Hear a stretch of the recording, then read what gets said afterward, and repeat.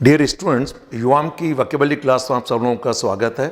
जैसा कि आप लोग जानते हैं कि कॉम्पिटिटिव एग्जामिनेशंस जैसे कि SSC, bank PO, CDS, NDA, CLAT और कैट जैसे एग्जामिनेशंस के लिए जो हाई लेवल वोकेबलरी, कहना चाहिए एडवांस्ड लेवल वर्ड्स, जो सिनोनिम्स, एंटोनिम्स और वन वर्ड सब्स्टिट्यूट के रूप में जो पूछे जाते हैं, ऐसे डिफिकल्ट वर्ड्स हम लोग इस क्लास में डिस्कस करते हैं। तो आइए, आज का जो हमारा शब्द है वह शब्द है रूड। आपने निश्चित रूप से यह शब्द पहले सुना होगा और हमारे क्लास का जैसा कि एक ट्रेंड है, हम ऐसा आसान सा शब्द लेते हैं जो आप सभी स्टूडेंट्स को आता होता है निश्चित रूप से। उस शब्द के लिए कौन से एडवांस्ड लेवल वर्ड्स हम यूज कर सकते हैं वो हम यहां पर सीखते हैं। तो रूड एक बेसिक लेवल वर्ड है और इस रूड के लिए जो एडवांस लेवल, जैसे हम लोग कहते हैं कि ध्रष्ट, निर्लज, जैसे यानी ये जितने भी शब्द हैं ये सब किसी व्यक्ति के व्यवहार के नकारात्मक पहलू को दर्शाते हैं। यानी ये सब नेगेटिव क्वालिटी बताने वाले शब्द हैं जो स्वभाव से अच्छा नहीं है, जो गंवार है, अशिष्ट है, अभद्र है, अक्खड़ है, ध्रष्ट है, ढीठ है, ऐसे शब्दों के लिए हम इनका यूज करते हैं। पहले मैंने आपको कुछ शब्द बैड टेम्पर्ड, इरिटेबल और इल टेम्पर्ड के रूप में कुछ शब्द बताए थे। आज हमारा शब्द है रूड। इसके अलावा एक क्लास में मैंने आपको कुछ शब्द बताए थे एरेगेंट। एरेगेंट का मतलब ही अक्खड़ जिसे कहते हैं, जो अपने आप को बहुत ज़्यादा सुपर समझता है, दूसरे वालों को हेटा या ओछा या कम आंकता है, तो व्यक्ति अक्खड़ कहलाता है, एरेगेंट कहलाता है। तो एरेगेंट, बैड टेम्पर्ड और रूड, इन कैटेगरी में आने वाले सभी शब्द किसी व्यक्ति के नकारात्मक पहलू को दर्शाते हैं। रूड के लिए जो सिमिलर वर्ड्स आप यूज कर सकते हैं, इसमें सबसे पहले ग्रेसलेस एंड इम्पोलाइट, ये एक बेसिक लेवल वर्ड है, लेकिन uncouth, cheeky, brazen, boorish, insolent, impertinent, churlish, impudent, brusque and loutish, ये शब्द एडवांस्ड लेवल वर्ड्स हैं। और साथ में एरेगेंट के जो सिमिलर वर्ड्स हैं bumptious, pretentious, haughty, supercilious, imperious, uppity, presumptuous and conceited, ये सभी शब्द आपने अगर CDS, NDA, SSC, bank PO, CAT, CLAT के प्रीवियस पेपर अगर सॉल्व किए हैं तो आप में इनमें से अधिकांश वर्ड्स को सिनोनिम्स, एंटोनिम्स या किसी न किसी रूप में उस पेपर में आपने कुछ वर्ड्स को निश्चित रूप से देखा होगा। तो आइए रूड के पहले मीनिंग और इसके जो सिमिलर वर्ड्स हैं उनको हम लोग समझते हैं।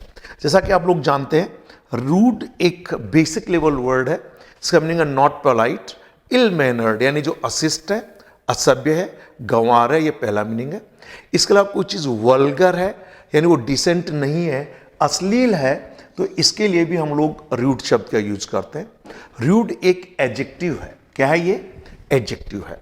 और जैसा कि मैंने पहले भी बताया, एडजेक्टिव के दो तरीके से यूज होते हैं। आप किसी भी नाउन के पहले एडजेक्टिव लगा सकते हैं, इसे हम लोग एट्रीब्यूटिव यूज कहते हैं।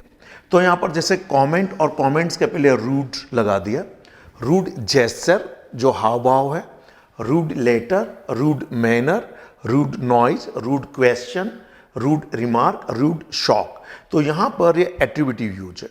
इसके अलावा अगर आप कुछ लिंकिंग वर्ब के बाद, यानी सब्जेक्ट जो भी कोई नाउन होगा प्लस लिंकिंग वर्ब यानी इज, आर, एम, वॉज, वर, और जो अदर लिंकिंग वर्ब है सीम, एपियर आदि में, और इनके बाद हम लोग एडजेक्टिव का प्रयोग करते हैं, तो इसे प्रेडिकेटिव यूज कहते हैं। जैसे इंटेलिजेंट स्टूडेंट्स, आप कह सकते हैं स्टूडेंट्स आर इंटेलिजेंट, तो आर के बाद में इंटेलिजेंट तो यूज हुआ, इसे प्रेडिकेटिव यूज कहते हैं। तो यहां पर इस रूड को आपने एट्रीब्यूटिव यूज में किसी नाउन के पहले देखा। दो और बेसिक लेवल वर्ड है, एक है ग्रेसलेस, यानी unattractive and not pleasant to look at, जो आकर्षक नहीं है और देखने में अनप्लेजेंट है। दूसरा इसका मीनिंग है not polite, unpleasant to other people, जो दूसरों को लिए और पोलाइट नहीं है या प्लेजेंट नहीं है, तो भी हम कह सकते हैं। पोलाइट का अपोजिट वर्ड आप इम लगाकर बना देते हैं। ये प्रीफिक्स यहां पर यूज किया गया है। It means not polite, uncivil यानी अशिष्ट है, अभद्र है, उस व्यक्ति के अंदर मैनर नहीं है, यानी वह सिविलाइज्ड नहीं है, तो अनसिविल इसके लिए एक दूसरा एडजेक्टिव यूज किया गया है। अब हम लोग इस रूड के जो एडवांस्ड लेवल वर्ड्स कौन कौन से होते हैं उन्हें देखते हैं। आपके सामने एक शब्द है चिक्की। वैसे आप गाल के लिए चीक शब्द यूज करते हैं जो कि नाउन है, लेकिन यहां पर चिक्की एक एडजेक्टिव के रूप में यूज हुआ है और मीनिंग है rude and showing a lack of respect, कि जो अभद्र है और दूसरों के प्रति जो सम्मान का प्रदर्शन नहीं करता है, means showing a lack of respect. Hindi में कह सकते हैं ऐसा व्यक्ति भ्रष्ट होता है, निर्लज होता है, गुस्ताख होता है, जो दूसरे का सम्मान नहीं करता है। आइए सेंटेंस में देखते हैं। पहला, पीटर गेव हर ए चिक्की ग्रीन। ग्रीन का मतलब होता है हंसी, लेकिन वो अभद्र तरीके से, तो उसने एक उसको बहुत ही धृष्टता पूर्वक, निर्लजता पूर्वक हंसी दी। ग्रीन यानी कहते हैं ना क्या दांत दिखा रहे, तो ग्रीन एक नेगेटिव हंसी के स्माइल का सिनोनिम है, लेकिन स्माइल पॉजिटिव सेंस देता है, ग्रीन ये कहते हैं दांत दिखाना। नेक्स्ट सेंटेंस है, that is a bit of cheeky comment on the old gentleman by this cheeky adolescent. अब देखिए दो जगह मैंने यूज किया। एडोलसेंट का मतलब जो 15, 16, 17 साल का जो युवा व्यक्ति होता है, जो अभी मैच्योर्ड यानी 18 साल का नहीं हुआ है, तो उस एडोलसेंट जो कि धृष्ट या निर्नल एडोलसेंट के द्वारा जो एक ओल्ड जेंटलमैन पर जो चिक्की कमेंट किए गए, वो जो कमेंट्स थे वो चिक्की थे, यानी उसके प्रति सम्मान का प्रदर्शन वो शब्द नहीं कर रहे थे, जैसा कि दिया है लैक ऑफ रेस्पेक्ट। सो कोई भी ऐसा पर्सन जो दूसरे व्यक्ति की भावनाओं का या दूसरे व्यक्ति का सम्मान नहीं करता है, उसके प्रति अभद्रता दिखाता है, अशिष्ट है, निर्लज है, गुस्ताखी करता है, तो आप उसके लिए चिक्की शब्द का यूज कर सकते हैं। आइए चिक्की का जो अगला सिमिलर वर्ड है वह शब्द है बोरिस। ध्यान दीजिए, बुअर एक नाउन है, अभद्र अशिष्ट व्यक्ति को कहते हैं, उजड़ व्यक्ति को कहते हैं। क्लियर? जैसा कि यहां पे दिया हुआ बुअर नाउन है, rough and ill mannered person. Clear? इसको इल मैनर्ड पर्सन कर लीजिए, इडियट जोड़ लीजिए, क्योंकि पास्ट पार्टिसिपल को एडजेक्टिव के रूप में यूज कर सकते हैं, जैसे इलेक्टेड मेंबर, एजुकेटेड पर्सन। सो ऐसे ही, और ये भी सिर्फ रफ है, सॉरी ये थोड़ा टाइपिंग मिस्टेक हुआ, ये हटा दीजिए। Rough and ill mannered person, ये उजड़ गंवार व्यक्ति। इस बुअर से ही बन जाता बुअरिश। ये एडजेक्टिव हो गया है और ये नाउन है और ये एडजेक्टिव है। मीनिंग है very unpleasant, rude and rough, जो बहुत ही अनप्लेजेंट है, रूड अभद्र है, और रफ यानी व्यवहार में सही नहीं है, यानी उसका जो व्यवहार है वो मैनर्स वाला नहीं है। इसलिए ऐसे व्यक्ति को हम बोलते हैं उज्जड सा, गंवार, अशिष्ट। आइए सेंटेंस देखते हैं। I am always dead against the boorish and aggressive behaviour of the employees, कि जो कर्मचारियों का जो आक्रामक, एग्रेसिव का मतलब होता है आक्रामक। क्लियर है? अग्रेशन मतलब आक्रमण, एग्रेसिव आक्रामक। जो कर्मचारियों का आक्रामक व्यवहार है और जो उनका उज्जड़ या गंवार या अशिष्ट व्यवहार है, मैं हमेशा उसके सख्त खिलाफ हूं, डेड अगेंस्ट हूं। क्लियर? तो यहां पर डेड अगेंस्ट होना एक तरीके से ईडियम के रूप में यूज हुआ है, to be dead against something. Second sentence है, she is not liked by anyone because she is always boorish and aggressive. उसको किसी के भी द्वारा पसंद नहीं किया जाता है। ये पैसिव वॉइस प्रेजेंट इंडेफिनिट का नकारात्मक सेंटेंस है पैसिव वॉइस में, क्योंकि she is always boorish and aggressive, क्योंकि वह हमेशा क्या है, अशिष्ट और आक्रामक रहती है, इसलिए कोई भी उसे पसंद नहीं करता। तो एक अच्छा शब्द बुअरिश। अगला सिमिलर वर्ड आप लोग यूज कर सकते हैं, और ये शब्द है चार्लिश। स्पेलिंग देखिए, CHURLISH, चार्लिश। एडजेक्टिव है, मीनिंग है अनफ्रेंडली, रूड, इम्पेलाइट और बैड टेम्पर्ड। अब देखिए यहां बैड टेम्पर्ड, जो मैंने आपको इल टेम्पर्ड, बैड टेम्पर्ड और जो मैंने बताया था इरिटेबल, ग्रैम्पी, ग्राउची, इरेसिबल, कैंटेंकरस, वो सभी इसके सिनोनिम, सरली, सेलन, जो मैंने आपको इरिटेबल, बैड टेम्पर्ड वाले जो स्लाइड में दिखाए हैं, तो एक दूसरे के सिनोनिम हो सकते हैं ये. It depends on the context the words are being used. Clear? So यहां पर चर्लिस को आप bad tempered, cantankerous, peevish, petulant, grumpy, grouchy, sullen, irascible के सिनोनिम के रूप में भी यूज कर सकते हैं. हिंदी में कह सकते हैं जो फूवर्ड है, उज्जड है, असभ्य है, ये असभ्य, हिंदी में ये असभ्य है, यानी कह सकते हैं जो गुस्ताख है, चिड़चिड़ा है, वो भी शब्द कह सकते हैं. आइए सेंटेंस देखते हैं. I accepted his invitation because I thought it would be churlish to refuse. मैंने उसका निमंत्रण स्वीकार किया क्योंकि मुझे लगा, या मैंने सोचा कि उसको रिफ्यूज करना थोड़ा सा उज्जड सा रहेगा, असभ्य माना जाएगा, फूवर्ड माना जाएगा, इसलिए मैंने उसका इन्विटेशन को स्वीकार कर लिया. अगला सेंटेंस है. It seems churlish to argue with the lady on trivial issues like this. Trivial का मतलब छोटे मोटे मुद्दे, ट्रिवियल इश्यूज. किसी छोटे मोटे मुद्दे पर किसी महिला से बहस करना उज्जड माना जाएगा, असभ्यता यानी असभ्य माना जाएगा, इसलिए हमें इन छोटे मोटे मुद्दों पे आर्ग्यू नहीं करना है. So it seems churlish to argue with the lady on trivial issues like this. अगला सेंटेंस देखिए. It would be churlish to express your dislike for your boss at public place. कि आप सार्वजनिक जगह पर, जो पब्लिक प्लेस है, उस जगह पर अपने बॉस के प्रति जो आपका डिसलाइक है, यानी आप अपने बॉस को पसंद नहीं करते हैं, उसको अच्छा नहीं समझते, उसको पब्लिकली व्यक्त करना चर्लिश माना जाएगा, यानी उज्जडपना माना जाएगा. कि आप सब जगह पर कहते फिरें कि आपका बॉस अच्छा नहीं है, आप अपने बॉस को लाइक नहीं करते, यानी आप उसको डिसलाइक करते हैं, तो ऐसा पब्लिकली कह देना चर्लिश माना जाएगा. तो अच्छा शब्द है. अगला, अच्छे से मतलब ये नकारात्मक गुण दिखाता है, पर कॉम्पिटिटिव एग्जामिनेशन के लिए एडवांस लेवल वर्ड्स है. अगला शब्द आपका है ब्रुस्क. स्पेलिंग देखिए. BRUSQUE,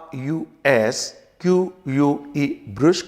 और चूंकि हम एडजेक्टिव देख रहे हैं तो एडजेक्टिव के सिनोनिम तो एडजेक्टिव ही होंगे. मीनिंग है quick and unfriendly in manner और स्पीच दैट सीम्स रूड. कि जो मुंहफट की तरीके से किसी बात पर असभ्यता पूर्वक तुरंत जवाब दे देता है, तो क्विक हो रहता है. और जो रिमार्क क्या होता है, अनफ्रेंडली मैनर में बोल देते हैं कुछ, यानी जिसे हिंदी में कहते हैं ना मुंहफट है, अशिष्ट है, बद जबान है, दूसरे का लाज लिहाज नहीं करता, जो मन में आया तुरंत बोल देता है, इसलिए क्विक भी लिखा है. आइए सेंटेंस देखते हैं. पहला सेंटेंस है his secretary is impatient and brusque in manner. कि उसकी जो सेक्रेटरी है, मे बी मेल और मे बी फीमेल, वो क्या है, ब्रुस्क इन मैनर, यानी अपने जो तौर तरीके हैं उसमें वो मुंहफट है. साथ में क्या है, इम्पेशेंट है, यानी अधीर है, पेशेंस नहीं है उसके अंदर. अगला सेंटेंस है he asked for a cup of tea and received a brusque reply we don't have any. कि उसने, मान लीजिए आप किसी होटल में गए, काउंटर पे आपने कहा कि एक चाय पिला दीजिए, तो बहुत ही कहना चाहिए अशिष्ट सा से, उज्जड़पने से, मुंहफटपने से दिया, नहीं नहीं हमारे यहाँ कोई चाय नहीं है. तो यहाँ पे कहा वी डोंट हैव एनी, हमारे यहाँ कोई चाय नहीं है. तो ऐसा तुरंत और अनफ्रेंडली तरीके से जो जवाब दिया हुआ है, that is called a brusque reply. Clear? Next similar word synonym के रूप में हम देख रहे हैं अनकुथ. कई बार प्रतियोगी परीक्षा में पहले भी पूछा जा चुका है, आगे भी पूछे जाने के चांस होंगे. जनरली ये व्यक्ति और उसके व्यवहार के लिए यूज किया जाता है, of a person and their behaviour. Meaning rude and lacking grace, politeness and and pleasant appearance. यानी जिसके अंदर जो रूड, अभद्र है और किस चीज की कमी है, लेकिंग ग्रेस, ग्रेस की कमी है, पोलाइटनेस की कमी है, और साथ प्लेजेंट अपीयरेंस की भी कमी है. यानी उसका बाहरी आवरण, क्लियर, बोलचाल, उसके मैनर्स में वो पूरी तरीके से अशिष्ट है, अभद्र है, गंवार है, उज्जड है. इसीलिए यहां पर मीनिंग दिए गए हिंदी में गंवार, अशिष्ट, उज्जड एंड असभ्य. आइए सेंटेंस देखते हैं. He was an uncouth and aggressive young man. वो एक बहुत ही आक्रामक एंड अनकूथ यानी असभ्य युवा है. Next sentence, I will not tolerate any uncouth behaviour. मैं किसी भी प्रकार का उजड़पने का व्यवहार, अशिष्ट या गंवार व्यवहार को सहन नहीं करूंगा। टॉलरेट, टॉलरेट का मतलब सहन करना। नेक्स्ट सेंटेंस है, she was totally uncouth and uncivilised, कि वह पूर्ण तरीके से अशिष्ट है और सिविलाइज्ड नहीं है, सभ्य नहीं है। यह पास्ट पार्टिसिपल के रूप में यहां पर यूज किया गया है। तो यह शब्द अनकूथ। अगला शब्द सिमिलर वर्ड सिनोनिम के रूप में है ब्रेजन, जिसे निर्लज या ढीठ कहते हैं, बेहया। मीनिंग देखिए, acting in a very open and shocking way without shame and embarrassment, कि किसी भी तरीके से जिसको अभद्रता करते हुए किसी प्रकार की शर्म नहीं है और खुले रूप से वह इस तरीके का अपमानकारक व्यवहार करता है, निर्लज है, बेहया है, ढीठ है। यानी acting in open and shocking way without shame and embarrassment. कई लोगों को एम्ब्रेसमेंट हो जाता है कुछ गलत बोलने पर, यहां पर वो ऐसा कुछ भी व्यवहार नहीं कर रहा है। अगला सेंटेंस देखिए, he always shows brazen disregard for his colleagues. Colleagues का मतलब जो साथी कर्मचारी जो होते हैं वो कुलिक्स कहलाते हैं, कि वह जो है अपने जो कुलिक्स हैं, जो साथी कर्मचारी हैं, उनके प्रति ब्रेजन डिसरिगार्ड दिखाता है, निर्लज्जता पूर्वक उनका अपमान करता है, ऐसा मीनिंग है। Next sentence, there have recently been instances of brazen cheating in the board exams in Bihar. हमने देखा होगा बिहार के अंदर जो 10th और 12th के जो एग्जामिनेशंस हुए, उनके माता पिता और टीचर्स निर्लज्जता पूर्वक वहां पर एग्जामिनेशन के अंदर चीटिंग करवाते हैं। तो ऐसी घटनाएं देखी गई बिहार के एग्जामिनेशंस में, जो कि कहना चाहिए ब्रेजन चीटिंग के वो इंस्टेंसेस हैं, घटनाएं हैं। निर्लज्जता पूर्वक, किसी को शर्म नहीं आ रही है, पेरेंट्स अपने बच्चों को नकल करवा रहे हैं। Next, she told me a brazen lie, यानी ऐसा झूठ बोला जो निर्लज्जता पूर्वक, सबको मालूम है झूठ है, पर वो बहुत ही निर्लज्ज तरीके से उसने झूठ बोल दिया।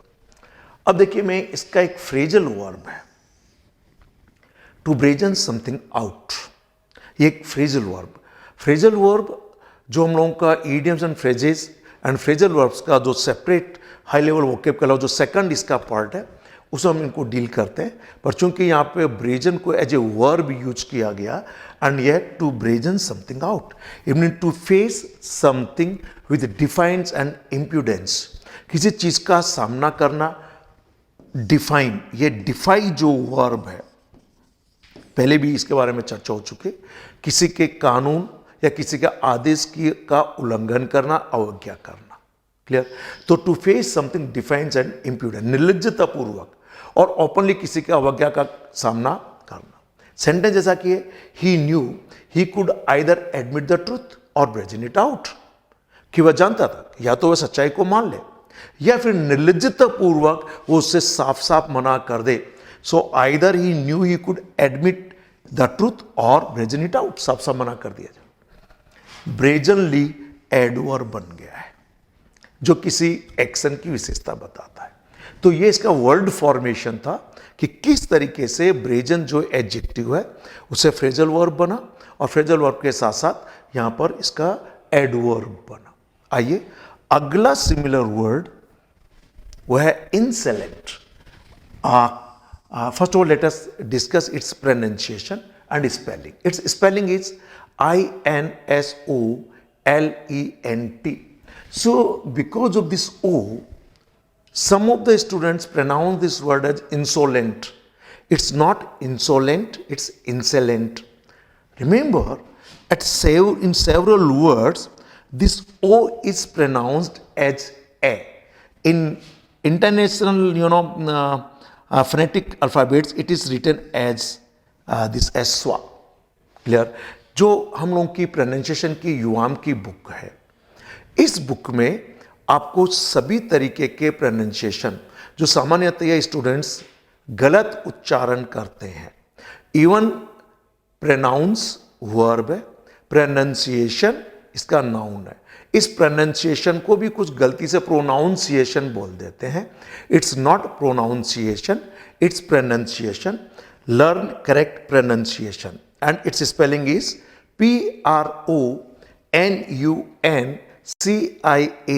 PRONUNCIATION. So this book will be highly useful for you to improve your pronunciation of some words which most of the people in their day-to-day conversation गलत यूज करते हैं, वो आप इससे सीख सकते हैं। Okay, anyway, so it's not insolent, it's insolent. This O is pronounced just like A, हल्का सा ए का साउंड आता है यहां से, इंसेलेंट।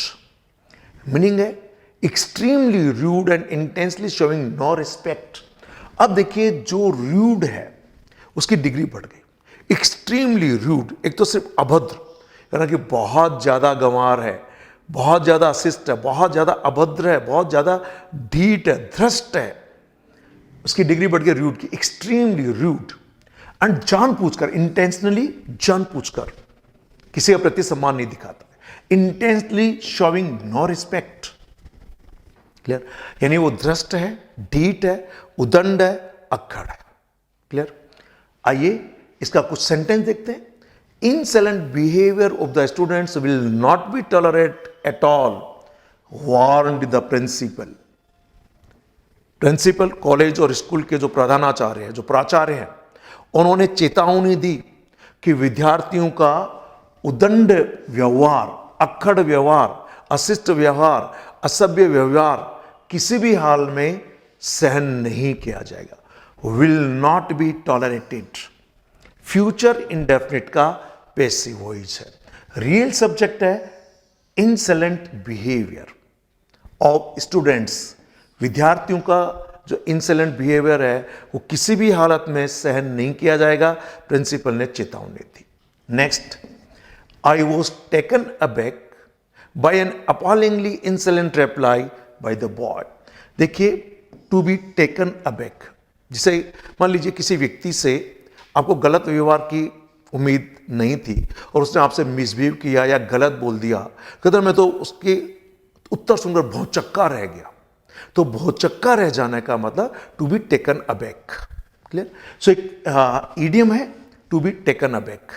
सो I was taken aback by an appallingly insolent reply, कि जो बहुत ही ज्यादा कष्टकारी या जो करें अपीलिंगली इंसलेंट जो रिप्लाई था, यहां पर ये रिप्लाई नाउन है, ये यहां पर एडजेक्टिव है, इसके पहले ये एडवर्ब यूज हुआ है और ये नाउन है। नाउन की विशेषता एडजेक्टिव से बताइए, एडजेक्टिव की विशेषता एडवर्ब से बताई गई है। जैसे हाईली एजुकेटेड पर्सन, ऐसे अपीलिंगली इंसलेंट रिप्लाई, कि जो लड़के का जो अपीलिंगली इंसलेंट रिप्लाई था उससे मैं क्या रह गया, भौचक्का रह गया, हक्का बक्का रह गया, टेकन अबैक।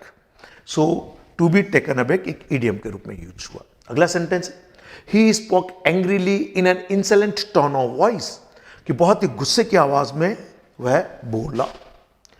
नेक्स्ट सेंटेंस है, the student should be expelled immediately from school for insolence. Insolence यहां पर नाउन बन गया,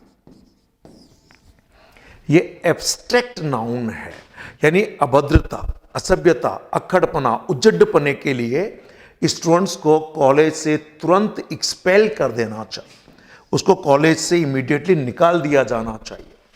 क्लियर? एक्सपेल करना, किसी को बाहर निकाल देना, स्कूल से, कॉलेज से। किसके लिए?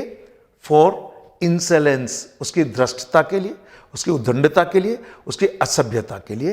तो इंसलेंस नाउन बन गया, ये एब्स्ट्रैक्ट नाउन है, इसलिए वर्ड्स का वर्ड फॉर्मेशन भी हम लोगों को जानकारी में होना चाहिए। आइए अगला शब्द है, और यह शब्द है इम्पर्टिनेंट। इम्पर्टिनेंट, हालांकि अगर आप स्ट्रिक्टली प्रोनाउंसिएशन के, ब्रिटिश प्रोनाउंसिएशन के रूल फॉलो करें, जो कि इंटरनेशनल फोनेटिक अल्फाबेट के आधार पर होता है, तो यदि आर के बाद कोई कॉन्सोनेंट शब्द लेटर होता है तो यह आर का उच्चारण नहीं किया जाता है, या आर को छोटा भी जा सकता है, पर अमेरिकन प्रोनाउंसिएशन में इसे बोला जाता है। तो ये दिस इज इम्पर्टिनेंट या अमेरिकन इम्पर्टिनेंट। सो इम्पर्टिनेंट, दो मीनिंग मैंने यहां पर दिखाए हैं।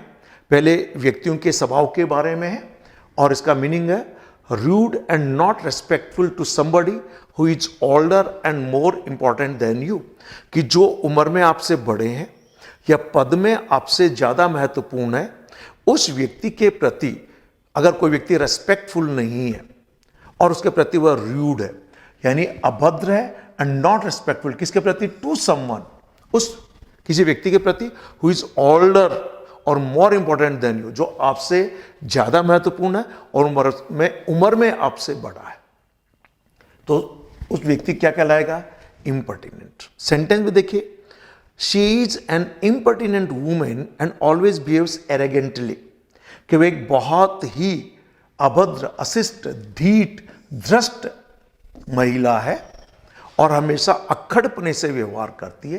ये यहां पर एडवर्ब है एरोगेंटली, जो इस बिहेव की जो शी के लिए यूज हुआ है, इसलिए बिहेव्स किया, क्योंकि प्रेजेंट इंडेफिनिट का रूल है कि अगर सब्जेक्ट सिंगुलर है तो जो वर्ब है उनमें एस या ईएस जोड़ा जाता है। अगला सेंटेंस देखिए, द इन्वेस्टिगेटिंग ऑफिसर, यानी जो छानबीन करने वाला जो अधिकारी, इन्वेस्टिगेट करने वाला जो अधिकारी है, यहां पर ये प्रेजेंट पार्टिसिपल इस ऑफिसर की विशेषता बता रहा है, ठीक। So the investigating officer dismissed his questions as impertinent nonsense, कि जो छानबीन का जो अधिकारी, जांच अधिकारी जिसे कहते हैं हम लोग, उसने उनके क्वेश्चंस को पूरी तरीके से इम्पर्टिनेंट नॉनसेंस के रूप में कह के डिसमिस कर दिया। अगला sentence, the journalists asked her a few impertinent questions about her personal life, कि कुछ पत्रकारों ने उसके व्यक्तिगत जीवन के बारे में क्या पूछा, impertinent questions पूछे, कुछ अभद्रता वाले क्वेश्चंस पूछे। ध्यान दीजिए, इसका प्रोनाउंसिएशन खासतौर से राजस्थान के रहने वाले विद्यार्थी क्वेश्चन करते हैं। It's not question, it's question, question means आधा के क्वेश्चन और चन की आवाज आना चाहिए। इट्स नॉट क्वेश्चन और question, it's question, question, okay. आइए, अगर किसी के रिमार्क्स भी इंपर्टिनेंट है तो मीनिंग है रूड एंड इररिलेवेंट, यानी अभद्र और अनुचित कमेंट्स हैं, यानी उनका कोई रिलेवेंस नहीं है, वो इलॉजिकल है, इररिलेवेंट है। इररिलेवेंट का उससे जो संदर्भ है उससे उनका कोई संबंध नहीं है। तो कोई व्यक्ति भी इंपर्टिनेंट हो सकता है, तो व्यक्ति के द्वारा बोले हुए वर्ड्स जो रिमार्क्स हैं वो भी क्या हो सकते हैं, इंपर्टिनेंट हो सकते हैं। आइए, अगला सिमिलर वर्ड आपके सामने, इंप्यूडेंट, बहुत अच्छा शब्द जो प्रतियोगी परीक्षाओं में सभी शब्द कई बार पूछे जा चुके हैं। एडजेक्टिव है पहला, तो मीनिंग है very rude and not showing proper respect, कि जो बहुत ही रूड। आप देखिए, शुरू में जो रूड शब्द आपने देखे उनकी अब डिग्री बढ़ती जा रही है, यानी कहना चाहिए उनकी इंटेंसिटी, यानी पहले थोड़ा सामान्य तरीके से अभद्र है, फिर वो एक्सट्रीमली रूड हो गया, ठीक। तो यहां पर very rude and not showing proper respect, यानी ढीठ है, ध्रष्ट है, निर्लज है, अशिष्ट है। इंपर्टिनेंट सिनोनिम के रूप में दर्शाया जो पहले अभी आपने देखा है। और सेंटेंस है, the student was punished for his impudent behaviour, कि विद्यार्थी को वॉज पनिश्ड, पास्ट इंडेफिनिट का पैसिव वॉइस है। The student was punished, student को पनिश किया गया, दंडित किया, किसके लिए, फॉर हिज इम्प्यूडेंट बिहेवियर, उसका जो अभद्र व्यवहार था उसके लिए विद्यार्थी को दंडित किया गया। Next, he suddenly got angry, वह अचानक नाराज हो गया, and made some impudent and insulting remarks, उन्होंने कुछ अभद्र और अपमानजनक रिमार्क्स कर दिए। सो रिमार्क्स कैसे थे, इंसल्टिंग थे, और साथ में कैसे थे, इंप्यूडेंट थे, यानी असिस्ट रिमार्क्स थे। मेक सम तो पास्ट में था, इसलिए मेक का पास्ट फॉर्म है मेड। इस इंप्यूडेंट जो कि यहां पर एडजेक्टिव है, इसका नाउन बनता है इंप्यूडेंस, निर्लज्जता, धृष्टता, अशिष्टता, क्लियर, इंप्यूडेंस, इंप्यूडेंस, ईएनसी लग गया, ठीक। आइए सेंटेंस में देखिए, he stared at her with a mixture of impudence and obscenity। stare का मतलब होता है किसी को टकटकी लगाकर घूर कर देखना लंबे समय तक। सो stare सी का सिनोनिम है, लुक वॉच का सिनोनिम है, गेज भी होता है, क्लियर है। लेकिन इनके जो सिचुएशंस है वो अलग अलग होती है। यहाँ पर घूर कर टकटकी लंबे समय तक देखना, अब उन्होंने उसको लंबे समय तक घूर कर टकटकी लगाकर देखा, किसके साथ? With a mixture of impedance, अशिष्टता, अभद्रता एंड ऑब्ससेनिटी, अश्लीलता। अब देखिए ये ऑब्सीन का नाउन बन गया ऑब्ससेनिटी। ऑब्सीन ये एडजेक्टिव होता है और इस ऑब्सीन से ऑब्ससेनिटी नाउन बन जाता, अश्लीलता, अश्लील, ठीक। तो ये एक तरीके से इंप्यूडेंट और इसका नाउन बन गया इंप्यूडेंस। अगला इंपॉर्टेंट एक शब्द है लाउटिस। ध्यान दीजिए ये एडजेक्टिव है। एक शब्द होता है लाउट, जो अभद्र और अशिष्ट और गंवार जो व्यक्ति होता है उसे लाउट कहते हैं। और अगर अशिष्ट, अभद्र, गंवार व्यक्ति जैसा जो व्यवहार करता है उसे लाउटिस कहते हैं, ठीक। यानी बिहेविंग लाइक ए लाउट, उस व्यक्ति को लाउटिस कहेंगे। यानी रूड एंड वायलेंट, गंवार और अशिष्ट, जैसे कि लाउटिस बिहेवियर, किसी का व्यवहार भी अशिष्ट और गंवार होता है। ए लाउटिस पर्सन, यानी वो लाउट शब्द के लिए यूज कर सकते हैं, लाउटिस पर्सन। तो लाउटिस भी एक अच्छा शब्द है। इस तरीके से आपने रूड के सभी सिनोनिम देखे।